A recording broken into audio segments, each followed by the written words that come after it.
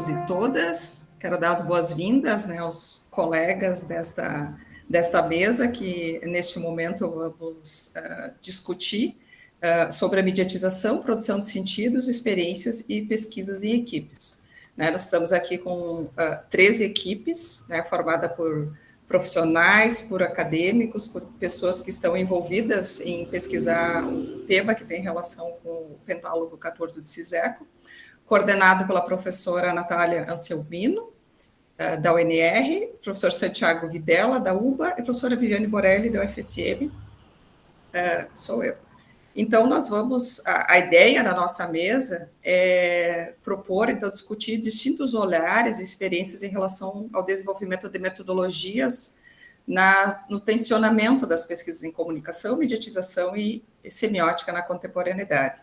Importante a gente pensar que o próprio termo inteligência artificial parece predominar não só na sociedade, no nosso cotidiano, mas também na produção acadêmica. Então, a partir do relato das nossas experiências, nas nossas equipes multidisciplinares, nós vamos dialogar, então, sobre desafios, possibilidades, perspectivas para investigações que tratem, então, das processualidades da mediatização e da produção de sentidos. Lembrando que esse 14º pentálogo do CISECO, este ano, tem como tema inteligência artificial, semiótica e comunicação. Nós vamos, então, refletir como a semiótica e a comunicação problematizam o que se convencionou nomear como inteligência artificial nas dinâmicas e processualidades complexas da mediatização. Então, a gente se propõe a pensar como signos, a linguagem, a comunicação, em suas diversas manifestações, influenciam a forma como percebemos e interpretamos o mundo. Então, eu gostaria de dar as boas-vindas a todos e todas, né, e que a gente possa trocar muitas ideias, muitas perspectivas as quais a gente está trabalhando nessas equipes, e, sobretudo, dizer que é uma mesa um pouco diferente das outras mesas do pentálogo, né, quase que uma ideia de um painel, porque a gente vai falar em equipe, né, as outras mesas, elas foram todas centradas numa pessoa, e aqui nós estamos dialogando, né, dentro do próprio trabalho, própria experiência da equipe, e também entre as equipes. Então, quero agradecer, né, em nome de toda a diretoria do CISECO, professora Natália, professor Santiago, Francisco, Emanuel, a Vitória, a Maria Clara e o Eduardo por fazerem parte desse momento de diálogo tão importante que o CISECO se propõe já no seu 14º ano de reflexão e produção acadêmica. Então, vou pedir ajuda para o Eduardo para apresentar brevemente os convidados e as convidadas da mesa, e aí depois eu inicio a mediação. Bom, olá a todos. Bom, a professora Natália Raimundo Anselmino é doutora em comunicação social pela Universidade Nacional de Rosário, na Argentina, onde também é professora titular da licenciatura em comunicação social, é pesquisadora do CONICET, co-diretora do Centro de Investigações em Mediatizações, o CIM, e é membro da comissão diretiva da Associação Argentina de Semiótica. Francisco Javier Alomar é licenciado em Antropologia pela Universidade Nacional de Rosário. Atualmente está cursando o tecnólogo universitário em Inteligência Artificial, também na Universidade Nacional de Rosário, e é membro auxiliar de projeto no Centro de Investigações em Mediatizações. O Emanuel Pérez Amorra é professor das cátedras de etnolinguística e do ateliê de teses em licenciatura em antropologia também na Universidade Nacional de Rosário. É diplomado em meios e redes em tempos de polarização pela Universidade Nacional de São Martim e atualmente também é doutorando em comunicação social pela Universidade Nacional de Rosário com bolsa de pós-graduação do CONICET. A professora Irene Gindim é doutora em comunicação social pela Universidade Nacional de Rosário e investigadora do CONICET, e também é membro do Comitê Acadêmico do Centro de Investigações em Mediatizações e do Centro de Estudos Comparados da Universidade Nacional de Rosário. O professor Santiago Videla atualmente é mestrando em Comunicação Digital Interativa pela Universidade Nacional de Rosário e é pesquisador UBACIT e também da Universidade Nacional 13 de Fevereiro. É atualmente docente de Semiótica das Mediações e fundador da Rede Implá. A professora Maria Clara Lucifora é doutora em Letras pela Universidade Nacional de Mar del Plata, é atualmente professora de letras na mesma universidade, professora adjunta na Cátedra de Semiótica das carreiras de professorado e licenciatura em letras da Faculdade de Humanidades e do tecnólogo em jornalismo digital da Faculdade de Ciências Econômicas e Sociais. É pesquisadora do Instituto de Humanidades e Ciências Sociais do CONICET na Universidade Nacional de Mar del Plata e do Centro de Investigação de Arquivos e Linguagens da mesma universidade.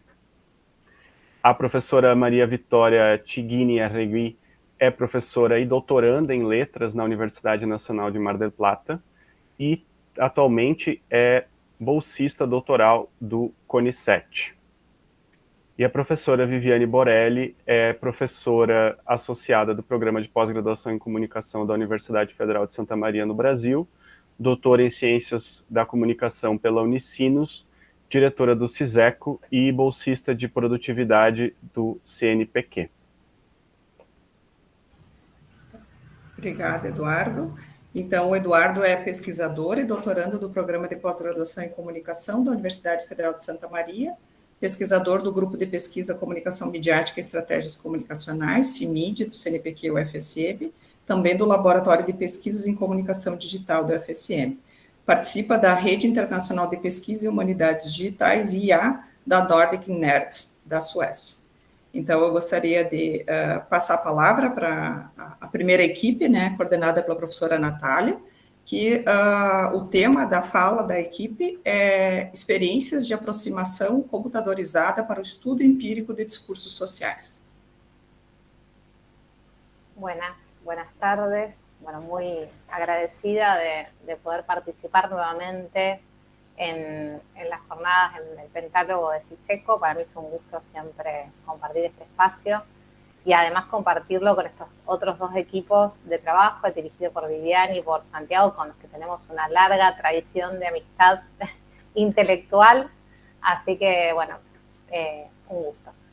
Lo que trajimos hoy para compartir es un pedacito, podríamos decir, pequeño, pero no por eso menos significativo, de un proyecto de investigación en el que estamos trabajando desde hace 2 años con un equipo que, bueno, como aparece ahí en la diapositiva, es un equipo amplio y diverso, porque no solo somos varios y varias, sino también somos un equipo multidisciplinario conformado no solamente por quienes provenimos del campo de la comunicación o de la semiótica particularmente, sino también integrado por colegas que vienen de otras disciplinas de las ciencias sociales, como la antropología.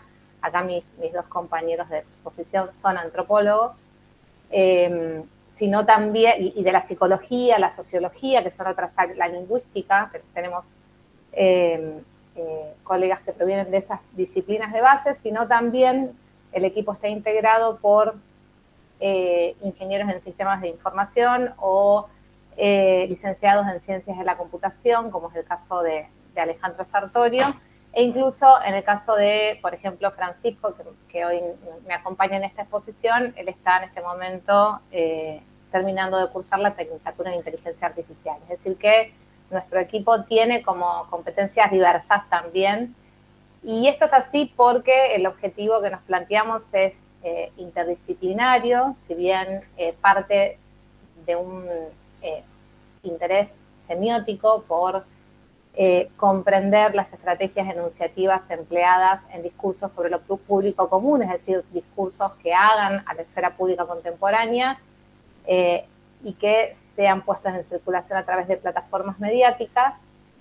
Nuestro interés es abordar esas estrategias enunciativas desde un enfoque que denominamos semiodatas, porque combina sinérgicamente el modelo teórico propuesto por la sociosemiótica veroniana con el empleo de herramientas y técnicas computarizadas que incluso en alguna de sus capas involucran el funcionamiento de inteligencias artificiales. Tenemos varios objetivos específicos, como aparece allí en la diapositiva, que si lo pueden ver son estrictamente semióticos, es decir, se orientan a poder producir conocimientos sobre operaciones enunciativas, el funcionamiento discursivo de esas operaciones, reconocer el empleo de ciertas propiedades o atributos que nosotros conjeturamos que son centrales a la hora de modelar las estrategias discursivas de aquellos discursos que son puestos en circulación a través de plataformas con fisonomía de red, pero a la hora de llevar a cabo el estudio empírico lo hacemos articulando nuestro modelo teórico con herramientas y técnicas computarizadas, como les decía recién. Hemos delimitado para poder llevar a cabo el estudio empírico de discursos sobre lo público común, nos circunscribimos a un caso de carácter instrumental, que lo denominamos conforme la misma comunidad lo llama, narcoterrorismo en Rosario, que así se nombró a una serie de hechos violentos que se desencadenaron en la ciudad de Rosario, a la cual pertenecemos al menos quienes estamos en este momento compartiendo la exposición, que, entre otras cosas, involucraron el asesinato de 4 trabajadores supuestamente escogidos al azar, y que tuvieron como, digamos, fueron eventos violentos que en realidad tenían como objetivo inmediato el disputar poder político a funcionarios públicos de la provincia en la cual se encuentra nuestra ciudad, que es la provincia de Santa Fe, y que desencadenaron una serie de acontecimientos que generaron un clima de crisis total en la ciudad, que se vio incluso intervenida por las fuerzas federales durante unos días, y involucró, por ejemplo, el cierre de escuelas, de clubes, de comercios, la ausencia del transporte público de pasajeros, es decir, un verdadero estado de alarma general durante un par de semanas, y que tuvo consecuencias que continúan incluso desempeñándose hasta el día de hoy, como por ejemplo la aplicación de ciertos cambios en el sistema penal, criminal, y ciertas cuestiones vinculadas con el desembarco de las fuerzas policiales federales en la ciudad. El periodo que nosotros estudiamos es el que está allí, y el dominio empírico se circunscribió a las plataformas de WhatsApp, portales digitales, portales de noticias, de información general, locales y nacionales, cuentas de funcionarios públicos y de los portales tanto locales como nacionales en X y en Facebook e Instagram, que, como verán, digamos, comprende un corpus diverso también y voluminoso, que fue construido, salvo con la excepción del corpus de WhatsApp, que es el único que recolectamos de modo artesanal a través de la estrategia de bola de nieve. El resto de los discursos y de los sets de datos fue construido intermediando algún tipo de técnica digital. Nosotros particularmente lo que vamos a compartir acá, como les decía, es un pequeño atisbo de lo que venimos haciendo. Nos vamos a circunscribir a aquello que concierne al primer acercamiento que estamos haciendo sobre el corpus de notas, de notas periodísticas publicadas en la prensa digital, que recolectamos también haciendo una estrategia híbrida, no solo aplicando una herramienta que nos proveyó el Centro de Altos Estudios en Tecnología Informática de la Universidad Abierta Interamericana, porque me olvidé de mencionar, y no quiero dejar de hacerlo, que si bien este proyecto está radicado en el Centro de Investigaciones en Mediatizaciones, lo hacemos en colaboración con el Centro de Altos Estudios en Tecnología Informática, que es de la Universidad Abierta Interamericana, que nos suministró un framework, un software que permitió recolectar parte del corpus, y la otra parte lo pudimos, digamos, una parte que nos había quedado como sin poder capturarla, lo hicimos gracias a la ayuda experta de Francisco, quien desarrolló unos algoritmos de clustering que nos permitieron terminar con esa y acabar con esa recolección. Lo que vamos ahora a comentar, lo que le voy a dar ahora la palabra a Francisco, es la manera en que procuramos acercarnos a ese corpus utilizando un conjunto de algoritmos de clustering que nos permiten una experiencia de acercamiento diferente a la que hacemos habitualmente desde el enfoque semiótico convencional. Un poco lo hacemos como a modo de ensayar nuevas estrategias de producción de conocimiento en esta área. Buenas, ¿qué tal? Bueno, la construcción del corpus, como dijo Natalia, la hicimos a partir del diseño de algoritmos en Python, básicamente, donde construimos diferentes algoritmos de web scraping, utilizando dos bibliotecas básicas, Selenium y Newspaper 3K. Selenium es para navegar de manera automática en la web y Newspaper 3K permite sacar la información textual específica de notas en portales. Está diseñada para eso. La identificación de los artículos lo hicimos mediante la definición de sintagmas nominales, tales que sabíamos que iban a aparecer, porque veníamos leyendo los portales y las redes, como ola de sangre, narcoterrorismo, terror, diferentes palabras o sintagmas, mejor dicho, que aparecían.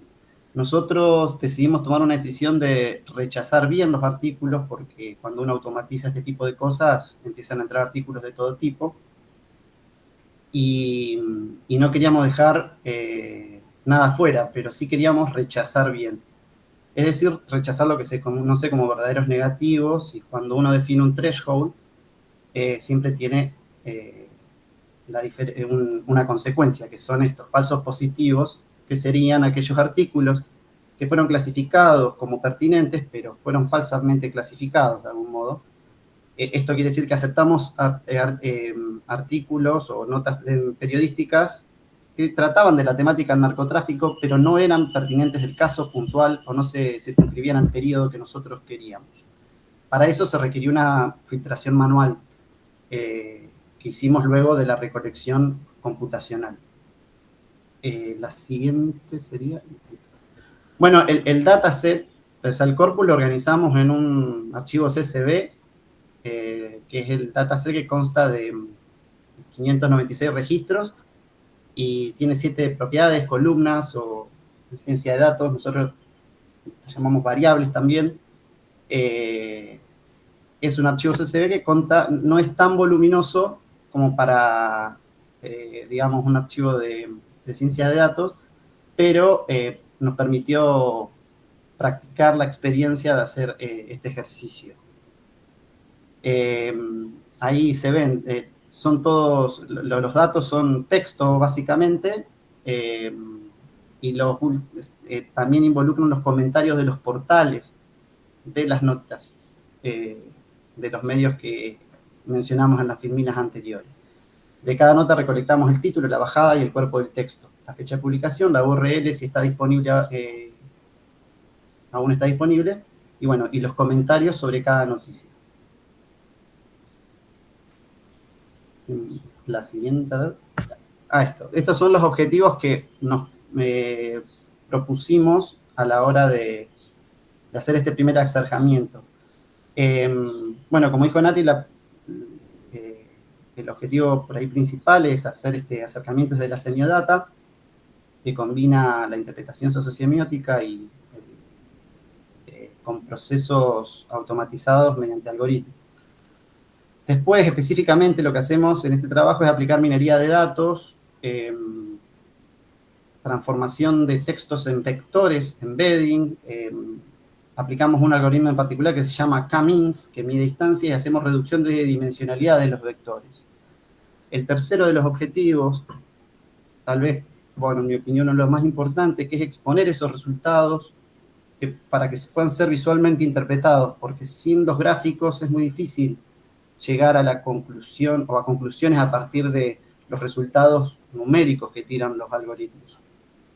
Y la idea es, mediante esos gráficos y la interpretación de los algoritmos, poder construir hipótesis ya sí desde la semiótica, la lingüística, el análisis del discurso.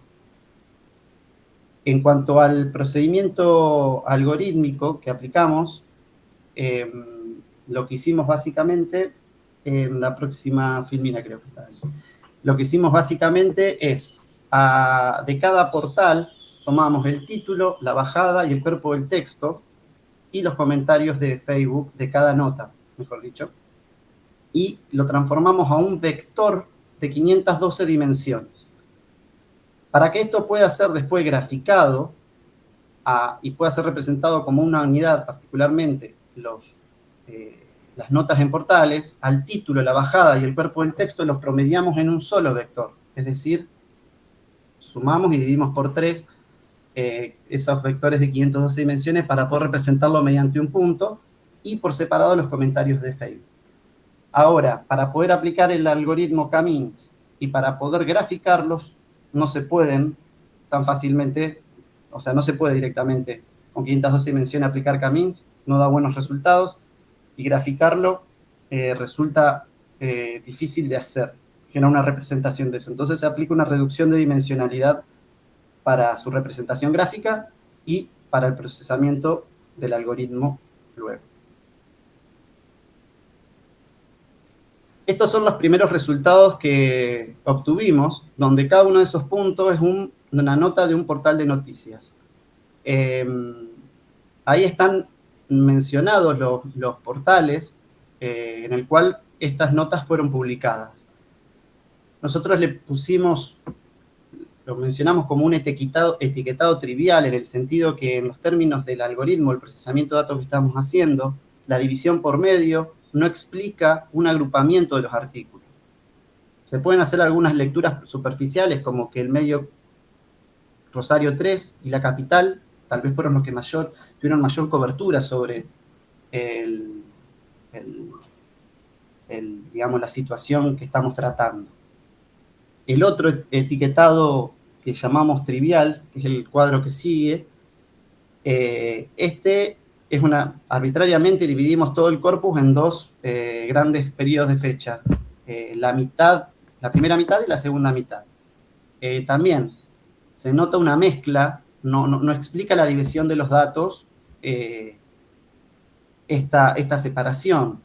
Por ahí lo que se puede inferir de este gráfico es que la primera mitad tuvo más cobertura en general que la segunda mitad, que es lógico porque, bueno, la conmoción fue realmente importante en la ciudad y a nivel nacional, y después, de algún modo, se fue abordando y la producción fue disminuyendo, pero no, por eso le llamamos etiquetados triviales a este tipo de gráficos.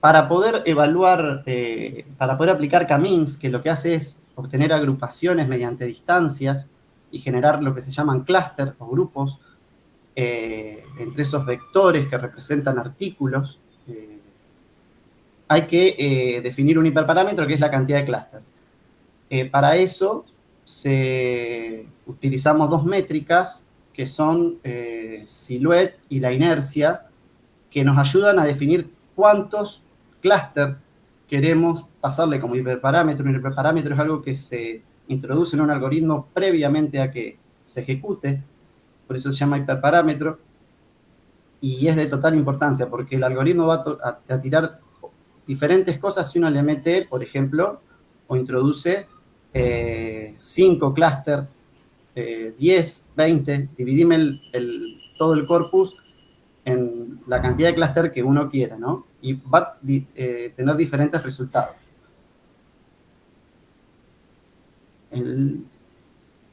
Bueno, esta es la métrica que se llama, el gráfico de la inercia, que habla de la compactación de los clústeres, y es una manera de medir, de empezar a tener una aproximación a con cuántos clústeres vamos a trabajar. La inercia aumenta siempre, disminuye siempre a medida que aumenta el número de clústeres. Por lo tanto, deja de ser significativa su apreciación más allá del punto de inflexión, que es esa elipse que está marcada. Según esta métrica, los candidatos de clúster estarían entre 3 y 7. Se llama técnica del codo porque es justo cuando la gráfica hace un codo y es cuando se da, de algún modo, la derivada de la curva. Ahí uno puede tomar alguno de esos puntos como candidatos y así elegir como hiperparámetro. La otra métrica se llama silhouette y es un poco mejor que la inercia porque además de la compactación de los clústeres, también indica la manera en que están separados estos clústeres. Y varía entre 1 y -1, siendo 1 que los clústeres están muy bien asignados y separados, y -1 que están totalmente mal asignados y erróneamente separados. Entonces, esto no siempre disminuye, al contrario de la inercia, va variando de acuerdo al número de clústeres. El silhouette más alto es para un clúster igual a 2, y con un clúster igual a 3, ya también sigue dando un puntaje alto y disminuye bastante luego. Pero podemos ver como en 14 explica más, una división en 14 clústeres explica más que una que con 4 clústeres según esta métrica. Por una cuestión de no abundar digamos, hacerlo lo más simple posible a la aplicación del algoritmo, combinando las dos métricas, elegimos 3 clústeres. Esta por la anterior, que era uno de los candidatos también. Y entonces, ahí, el corpus, ya proyectado en 2 dimensiones, no en 3, está separado por clúster. Lo que se puede ver es que esos clústeres se hacen con centroides que minimizan la distancia euclidiana hacia un punto que se llama centroide y no está en el centro, sino que está en un centro de mínimo de distancia hacia todos los puntos del clúster.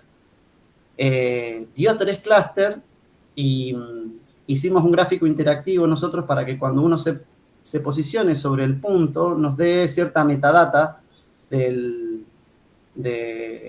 punto que refiere a la nota, y así poder rescatar el índice y luego hacer una exploración en profundidad sobre el texto en cuestión.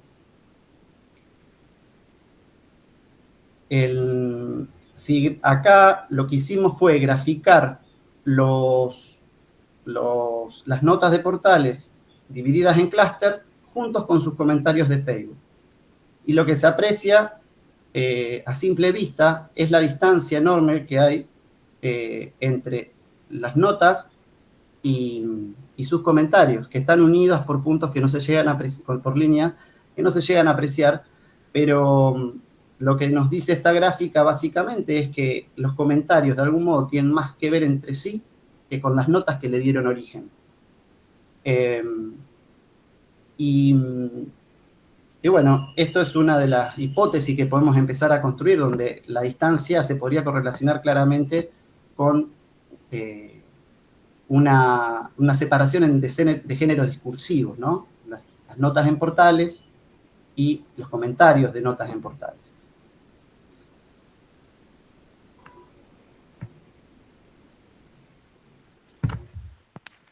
Bueno, no sé cómo estoy de tiempo, pero voy a tratar de ser lo más breve posible. Como bien decía, bueno, Natalia y Francisco, dentro de esta lógica de construir hipótesis para generar una interpretación sobre lo que es la distancia y los agrupamientos, articulamos con categorías teórico-metodológicas que provienen de la sociosimétrica veroniana. Desde este lugar, bueno, todo lo que tiene que ver con el dispositivo enunciativo, la construcción de destinatarios en el discurso, contra quién se polemiza también, o qué polémicas se generan, por ejemplo, en el caso de los comentarios y de cómo se agrupan esos comentarios.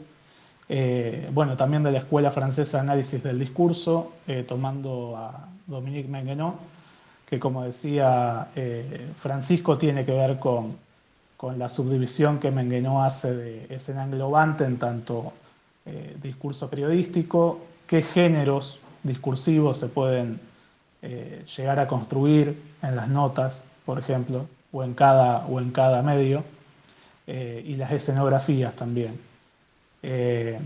Al igual, bueno, que la cuestión de la lingüística del discurso con Van Benís, en tanto ver la posición desde la que se enuncia también y qué estrategias se llevan a cabo. Por ejemplo, en la siguiente diapositiva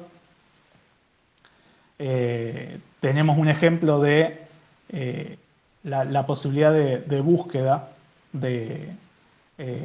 a partir del ingreso del número que figura en los gráficos. Se ingresa el número como índice y se puede, bueno, ahí ir automáticamente al título de la noticia, la bajada, el cuerpo del texto, y empezar a ver este análisis y esta articulación con las categorías que mencionábamos. Y algo que intuimos, porque esto, bueno, es bastante incipiente, es por donde sigue esta parte del proyecto, algo que intuíamos es justamente que hay una diferencia entre la bajada que hace cada medio y lo que sucede, por ejemplo, en el caso de los comentarios. Y en ese sentido algo que veíamos era que en los medios, al ser medios de la ciudad de Rosario, y que también tratan noticias vinculadas al gobierno provincial de la provincia de Santa Fe, que es donde se encuentra la ciudad de Rosario, veíamos que en los comentarios la cuestión cobraba como otra lógica, una vida propia, en la que se respondían los que iban comentando, y ahí la polémica o el debate se nacionalizaba. Es decir, se corría el eje en algún punto de la cuestión de la ciudad o de la provincia en sí. En el siguiente ejemplo, bueno, hay un comentario vinculado en el que, bueno, se empieza a nombrar al gobierno nacional, al gobierno de Javier Milei, a la cuestión de lo que fue el gobierno de Cristina Fernández de Kirchner o de Alberto Fernández. Y bueno, y ahí se va generando una cadena, ¿no?, también de respuestas entre quienes comentan. Entonces, bueno, inicialmente inferimos eso, ¿no?, que hay una lógica por el lado de los comentarios y una construcción específica también por el lado de cada medio. Bien, hasta acá llegamos. Como les decíamos, la idea era poder compartirles esta experiencia de aproximación combinada que estamos haciendo a una partecita de nuestro corpus. Nuestro equipo, que en total somos 13, está en este momento, funcionamos como equipo, pero a su vez nos desacoplamos y nos reagrupamos en subequipos de acuerdo a plataformas, y entonces lo que les trajimos es lo que está avanzando uno de los subequipos, tratando de ensayar también nuevos modos de interactuar con el corpus y con el dataset en el proceso de elaboración de hipótesis de trabajo. Muito obrigada, professora Natália, Francisco, Emanuel, né? Muito bom ouvi-los, né, pela experiência, e depois a gente vai conversar um pouquinho mais para as nossas trocas. Então, de imediato, vou passar para o professor Santiago, que coordena a equipe, com a professora Vitória e a professora Maria Clara. Primeiramente, muito obrigado pelo convite no Pentálogo 14 Giseco, Viviane pelo convite à mesa, mimetização e produção de sentido, experiencias de pesquisas en equipes. Ahora sí voy a seguir hablando en español. Lo que nosotros vamos a presentar se llama Desafíos de la investigación cualitativa en tiempos de inteligencia artificial, la construcción de indicadores.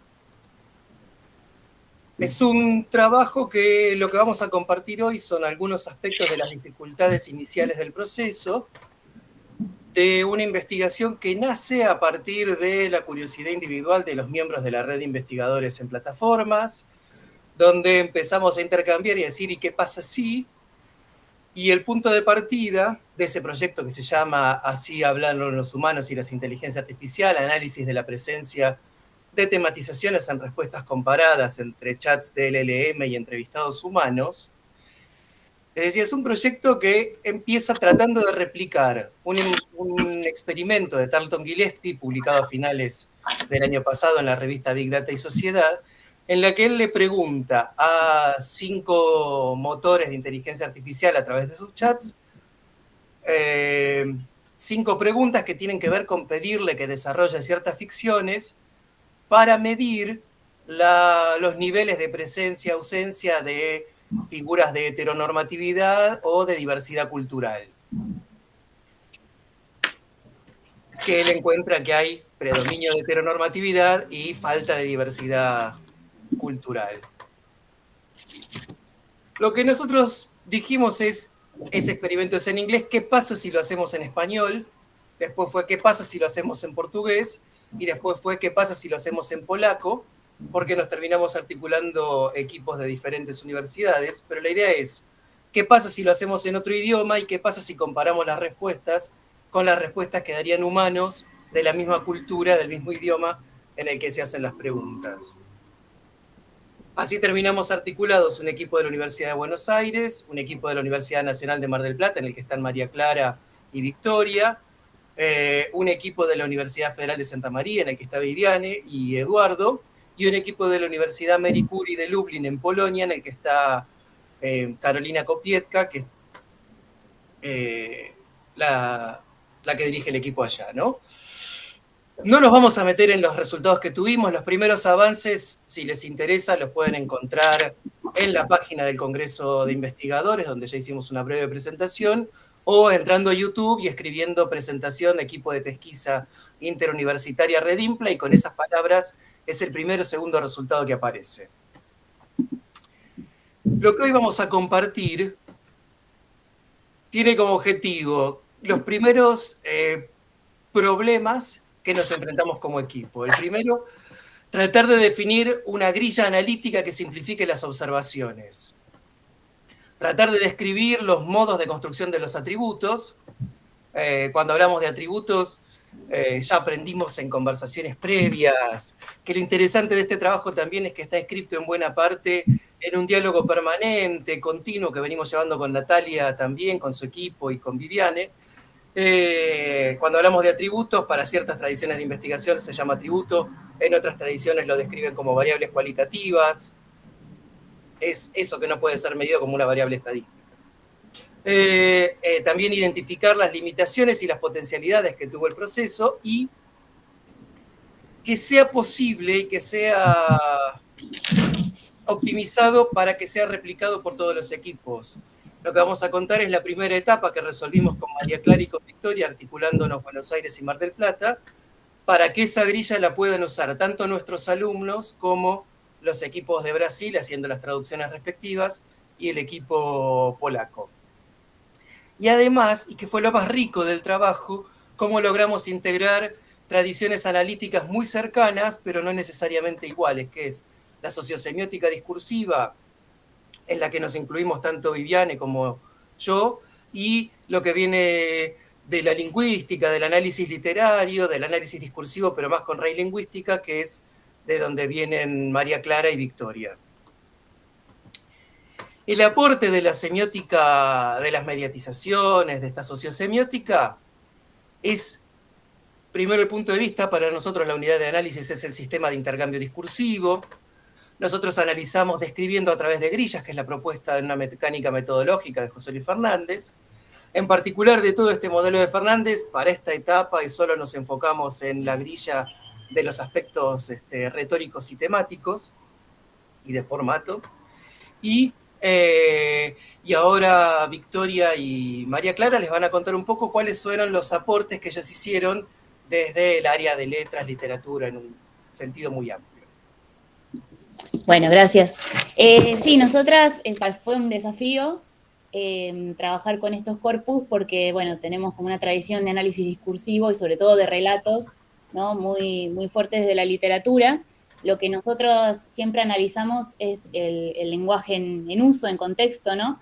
teniendo en cuenta la instancia de enunciación. En este caso tenemos que tener en cuenta dos, la instancia maquínica de la inteligencia artificial y la humana, y también el tipo de textos que fueron solicitados en los prompts, ¿no? Que eran específicamente narraciones.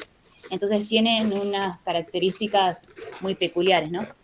Nosotros cuando analizamos este tipo de textos los observamos de manera integral, ¿no? Primero vemos el género discursivo. En este caso, en algunos prompts, el género estaba indicado cuando decía, por ejemplo, crónica periodística o cuento, y a veces no. La estructura, ¿no? De específicamente introducción, nudo o problema y desenlace, que en algunos prompts también estaba más identificado que en otros, ¿no? El registro, si es más formal, si es más coloquial, el tono, si es solemne, jocoso, neutro, emotivo, si hay alguna referencia al propio proceso de escritura, que por ejemplo en el modelo Quinn esto pasaba frecuentemente, ¿no? Podíamos verlo como pensaba, digamos, a través del discurso. Si la narración es lineal o circular, si hay coherencia en la sucesión de eventos, todos estos son temas que nosotras nos interesa o que estuvimos revisando, ¿no? en los corpus discursivos, tanto de lo que es inteligencia artificial como de lo humano. El tema también nos define muchas características del texto, porque, por ejemplo, en el caso de las historias de amor, había un tono siempre más emotivo, más poético, y en el caso incluso de las inteligencias artificiales, cursi, recargado, lleno de clichés románticos hollywoodenses, ¿no? Otro de los aspectos que nos interesa a nosotras analizar es el punto de vista del narrador y el nivel de compromiso que tiene con la historia que narra, o si hay preferencia por alguno de los personajes, o un juicio o valoración sobre las acciones de los personajes. Aunque parezca a veces, tanto en humanos como en IA, pero más en los modelos, una narración neutra, ¿no? Como limpia de apreciaciones personales, hay índices, ¿no? de subjetividad en la elección de palabras, en las decisiones tomadas, respecto de las historias, en reflexiones, en aspectos que destacan y no se mencionan. Obviamente esta subjetividad no es una subjetividad humana y deriva de varias condiciones de producción que tienen los discursos maquínicos, pero bueno, no dejan de ser, de tomar decisiones, ¿no? Respecto de esto. Después también otro aspecto que nos interesa es la particularidad de los personajes, ¿no? Los rasgos físicos, psicológicos, trabajos, gustos, sueños y deseos, los vínculos que establecen entre ellos, los roles que establecen en esos vínculos o en los lugares, por ejemplo, de trabajo o en distintos espacios, y las acciones que realizan y el modo en el que las viven, ¿no? Acá hay mucho sesgo. En todos estos aspectos se puede observar una gran cantidad de sesgos, tanto en la IA como en los relatos humanos, obviamente, ¿no? Pero hay cruces que son interesantes porque, por ejemplo, no sé, la IA se dedicaba a describir, por ejemplo, la historia de uno de los personajes, que era un adolescente que había sufrido un trauma, ¿no? Y cuando describía la familia de ese adolescente, bueno, ahí aparecían trabajos, géneros, etnias que nos permiten ver parte de los sesgos, ¿no? Obviamente también analizamos espacio y tiempo, porque, por ejemplo, sobre todo en los espacios, porque, por ejemplo, en varios modelos de inteligencia artificial los espacios eran estadounidenses, ¿no? Pero, por ejemplo, en Mistral, que es un modelo francés, sí había locaciones argentinas, o sea, quiere decir que el IP ahí juega un papel importante en el procesamiento, ¿no? Y también prestamos atención a los usos lingüísticos particulares, ¿no? Sobre todo lo que tiene que ver con las visiones de mundo, las concepciones culturales que estos, que tienen estos discursos, ¿no? Que presentan estos discursos. Y también las exclusiones, todo aquello que no aparece, también nos dice mucho sobre lo que no está. Entonces es como un análisis, lo que hacemos, bastante artesanal, y bueno, fue un desafío poder hacer la grilla, ahora como vamos a contar. Hicimos la recolección de datos fue a través de, utilizamos 8 modelos de inteligencia artificial y le insertamos 5 prompts y 5 veces cada uno de los prompts o preguntas. Y luego hicimos esas mismas preguntas a 100 entrevistados en cada universidad y analizamos los datos en grillas, ¿no? Ahí están los historias, no las voy a leer porque me parece que vamos a ocupar mucho tiempo, pero tienen que ver sobre todo con conflictos laborales historias de amor, conflictos interraciales entre un hombre blanco y una minoría étnica en cada país es diferente. Y después finalmente el caso que les contaba del adolescente que tiene un hecho traumático en el colegio. A este adolescente no le pusimos género, tenía que elegir la inteligencia artificial o el humano el género que le otorgaba. Y bueno, ahí tenemos las 5 historias más o menos rápido. Después, ¿cómo hicimos la recolección? Nosotros en la UBA usamos alumnos de la cursada de la Cátedra de Semiótica de las Mediatizaciones. Cada alumno tenía que conseguir 3 entrevistas, una a alguien menor de 25 años o menos, otra a alguien de entre 26 y 45 años y otra a alguien de 46 años o más. Y cada grupo de 4 alumnos tenía que hacerle las preguntas a las inteligencias artificiales que hubiera elegido. Y después de eso hicimos una selección. En Mar del Plata fue distinto, ¿no? Sí, en Mar del Plata tuvimos 2 instancias. La primera fue la división en grupos. También hicimos, a cada grupo se le indicó 2 inteligencias artificiales. Esto, perdón, en el marco de la materia semiótica de la Tecnicatura Universitaria de Periodismo Digital. Por suerte, los alumnos participaron la mayoría y tuvimos una gran aceptación de la propuesta, la cual le explicamos todo, cuál era el fin último de este trabajo. Y ellos iban volcando la información en un Excel compartido. Tuvimos ahí algunos problemas puntualmente con Pou y Grok en cuanto a la limitación de las respuestas, pero por suerte se resolvieron en el momento y pudieron trabajar todos. Y después, para la parte de la recolección de testimonios humanos, fue a partir de un trabajo práctico número 3, que era obligatorio para poder promocionar la materia, y ellos también, a través de un formulario, iban cargando los resultados de estas entrevistas, y todo esto iba a una grilla colaborativa, donde también trabajamos las docentes y 3 alumnos que se ofrecieron para cargar la información después ya en esta grilla colaborativa final.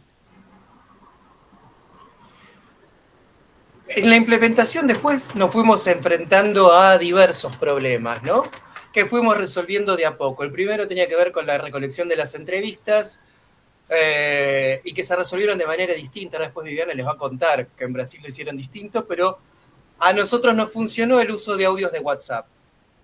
Entonces era fácil que el alumno consiguiera un entrevistado que le respondiera en 5 audios de WhatsApp las 5 preguntas y él se encargaba de transcribirlo. En nuestro caso era en un formulario de Google que después quedaba en una grilla compartida con todos los grupos.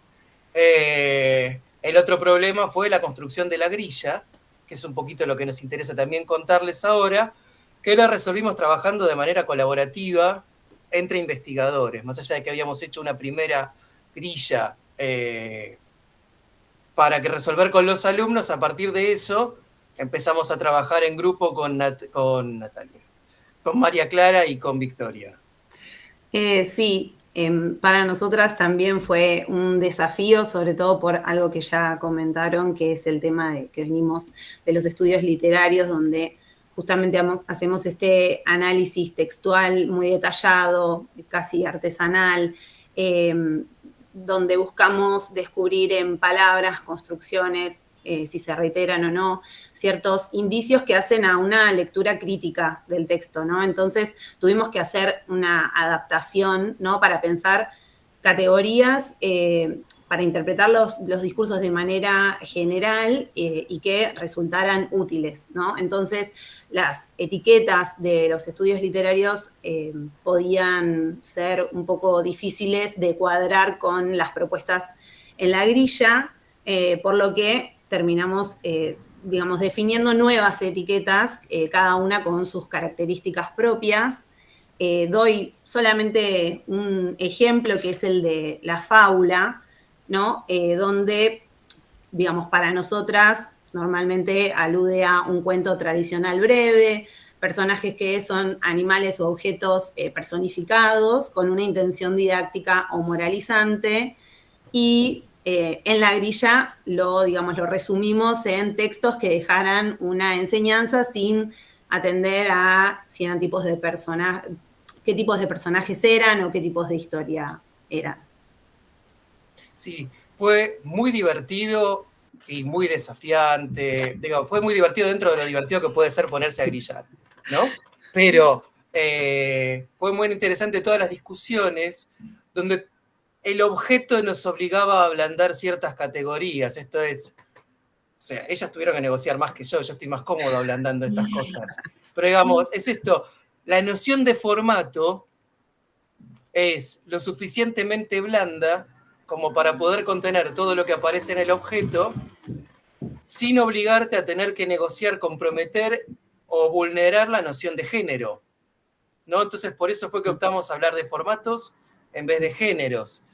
Y la grilla tiene esto que ya veníamos trabajando en varias presentaciones, que lo vengo contando a los interlocutores que tenemos hoy, que es, después de definir el atributo, hacer una definición, que eso facilita que se pueda hacer la traducción a otro idioma, incluso con las dificultades que hubo, y que lo pueda resolver un alumno con bajo entrenamiento. Entonces, ahí avanzamos mucho. No sé si vos querés contar algo más, María Clara, sobre el proceso de grillado. No, y hubo varios mails, idas y vueltas, y un par de reuniones de Meet tratando de hacer esto que dice Santiago, ¿no? De ponernos de acuerdo y nosotras de poder aflojar un poco las categorías del análisis narrativo. Lo del tono también, por ejemplo, fue algo complejo porque también a veces es difícil establecer, bueno, si es serio o reflexivo, ¿no? Las líneas. Ahí después, al momento del grillado, las líneas de límites tampoco es tan sencillo trazarlas, ¿no? Entonces, bueno, tratamos de ir más a lo más intuitivo y básico posible, y cubrir también esto que decía Santiago, cubrir todas las posibilidades, porque después, sobre todo en lo que es relatos humanos, había mucha diversidad, entonces, bueno, había que, en general, tratar de incluir todo en esa diversidad. Pero bueno, sí, desafiante fue porque la verdad es que, bueno, lo que decíamos antes, ¿no? El trabajo nuestro es muy de palabra a palabra y eso en una grilla no se puede reflejar del todo. Pero bueno, ya vamos a explicar. Y aparte, no perder de vista que el objetivo era poder responder las 5 cosas que se preguntaba originalmente Gillespie. Claro, tal cual. ¿No? Entonces era... y aparte decidimos dejar abierto también para, bueno, eso lo vamos a contar, etapas posteriores de esta investigación, ¿no? Exacto. Para ir cerrando, el modelo de grillado, así como lo proponemos, más allá de las cuestiones así de militancias personales, en términos operativos de trabajo para articularse con grupos grandes, tiene la ventaja de que facilita la replicabilidad. Facilita ver de manera visual, en una primera mirada, diferencias entre parecidos y semejanzas. Facilita que los datos queden ordenados en una primera medida. Facilita poder trabajar con la escala de datos, porque esto empieza a escalar. Son 25 respuestas por 8 inteligencias artificiales, más las 100 preguntas a los alumnos. Son muchas columnas para que sea solo a mano. Entonces también permite poder empezar a trabajar con las fórmulas de Google Spreadsheet. Entonces, por un lado, tiene un montón de ventajas. Por otro, tiene un montón de problemas, ¿no? Sí, nosotros acá marcamos algunas.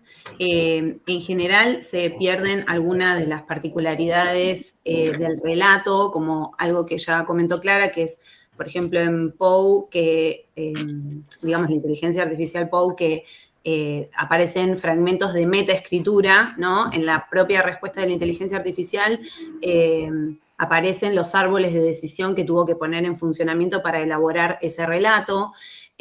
bueno, pérdida de otros datos de carácter sociológico que no se ven reflejados en las grillas, ¿no? Como la composición de la familia de Valen y si este o esta tuvo, digamos, asistencia por parte de alguien que no sea ni familiar ni un profesional de la salud. También algunas elecciones léxicas, como por ejemplo las formas en que se refieren a la minoría étnica, en nuestro caso, que es el Coya, que por ejemplo algunas inteligencias artificiales se refieren como quechua y algunos humanos se confunden y le llaman cuyanos, ¿no? Entonces todo esto no puede quedar... no nos queda registrado justamente en la grilla, entonces algunas especificidades se pierden también. Bien, y después como posibilidad de continuar, para nosotros es muy, muy rico todo el corpus textual de un tamaño considerable para hacer un análisis discursivo más cualitativo, ¿no? Ir relato a relato, para complementar más que nada las conclusiones de la investigación cualitativa que surgen de la grilla, ¿no? Y hacer una lectura en términos culturales más profundas, tanto de los resultados de la inteligencia artificial como de los relatos humanos, ¿no? Y después, bueno, nos va a quedar hacer también una instancia de revisión o de repensar los prompts, ¿no? Porque a veces hay algunas cuestiones que luego de hacer la recolección de datos, uno se da cuenta, bueno, acá tendría que ajustar esto, no sé, deberíamos decidir si en todos los prompts pedimos un tipo especial de narración, un formato, como lo llamamos, o no lo pedimos nunca y dejamos que los seres humanos y que la CIA decidan, ¿no? Quizás quitar algunos elementos de orientación de las historias, como el caso de Valen, ¿no? Esta adolescente, en el que se les explicitaba en el prompt que había sufrido un tiroteo en la escuela, bueno, por ahí dejar, por ejemplo, que ese evento traumático quede abierto, ¿no? Para que cada uno tome las decisiones. Y después el otro desafío también que nos encontramos y que quizás habría que ver cómo se puede subsanar es que a veces el humano también puede llegar a usar inteligencia artificial para narrar sus historias. Entonces, bueno, también había que aclarar eso, ¿no? Que no usaran, porque eso iba a falsear los datos, pero bueno, habría que considerarlo, digamos, en el análisis. Y después también nos pasó que en la grilla, por ahí, en algunos casos estaban todas las opciones, por ejemplo, cuando hablábamos del policía, en el caso de la historia del hombre blanco y la minoría étnica, y el hombre de minoría étnica, había intervención de un policía, y a veces el policía es conciliador, a veces es represor, las dos opciones aparecían en la grilla, pero después en otra historia sobre dos personas que se conocen y se casan, solo consignamos, por ejemplo, que si el hombre hace la propuesta de matrimonio, si la hace la mujer o no hay propuesta, por ahí no quedaba consignado en la grilla. Entonces, son esos ajustes que vamos viendo a medida que avanzamos que estaría bueno hacer en alguna instancia posterior, ¿no? Como para ir refinando. Exactamente, sí, bueno, esto es un poco lo primero que tenemos para contar sobre la construcción del objeto, de la metodología y las dificultades que tuvimos. Muchas gracias. Gracias. Gracias. Obrigada, Santiago, Maria Clara, Vitória. E já para não perder tempo, vou pedir para o Eduardo compartilhar a nossa apresentação. Então, como a nossa pesquisa e as nossas reflexões têm relação com essa pesquisa que estamos desenvolvendo em parceria com o Santiago, então não vamos detalhar as questões e a pesquisa, né? A nossa ideia é falar um pouquinho sobre a nossa experiência enquanto equipe, né, e, sobretudo, pensar essa fase que a gente fez com os humanos, né, que foi um pouquinho mais desafiador. Então, apresentar a equipe, né, nós temos envolvidos diretamente com a pesquisa, né, eu, o Eduardo e 3 alunos de iniciação científica, que no Brasil é uma tradição de que a gente já insira os alunos na pesquisa desde o ingresso na universidade, né, e há um certo incentivo também por parte tanto da universidade quanto do governo, por agências de fomento, que esses alunos tenham bolsa. Então, esses 3 alunos que estão trabalhando diretamente na pesquisa, os 3 eles têm bolsa e estão no 4º semestre e no 6º semestre dos cursos de Relações Públicas e de Jornalismo. O que é importante uma organização própria do nosso grupo de pesquisa, né? Desde a sua fundação, a gente trabalha muito nessa perspectiva de colaboração, né? Aquele aluno que é bolsista, aquele aluno que trabalha, mas que ele se dedica para a pesquisa, e a gente trabalha com algumas pesquisas coletivas, né? Então, cada ano a gente tem algumas pesquisas coletivas dentro do próprio grupo, que aí vai juntar desde o aluno ingressante, né, num curso superior, até o aluno que está concluindo lá o seu doutoramento, por exemplo. Então, neste ano, com o convite do professor Santiago, disse, vamos fazer essa pesquisa, então, é uma das pesquisas que a gente se dedicou a fazer nesse ano, né, e foi interessante porque à medida que a gente fazia as reuniões, né, com o professor Santiago, a gente voltava a equipe, né, e também trazia as próprias reflexões. Uma também questão que é importante, o aluno da iniciação científica, ele participa, né, desse processo, não apenas como aquela figura de tarefa, cumpridor de tarefa, né, então ele participa de algumas tarefas, agora como o professor Santiago e a professora Maria Clara, a professora Vitória comentaram, né, o quão difícil foi organizar as planilhas, né, então agora os alunos estão trabalhando nessa planilha, mas o tempo todo a gente estimula a um processo também autorreflexivo, e nesse processo autorreflexivo, desde o início, todo mundo teve que fazer um diário de campo, né, então trazer as próprias percepções, trazer comentários, né? Então isso foi uma fase muito importante, que é uma questão de formação, que eu sempre acredito nisso, e também o fato de, a partir do envolvimento numa pesquisa coletiva, o aluno poder propor uma perspectiva de trabalho, uma pesquisa própria, então que possa dialogar com o grupo de pesquisa muito mais do que estar ali cumprindo uma tarefa. Queres acrescentar, Edu? Uhum. Sim, sim.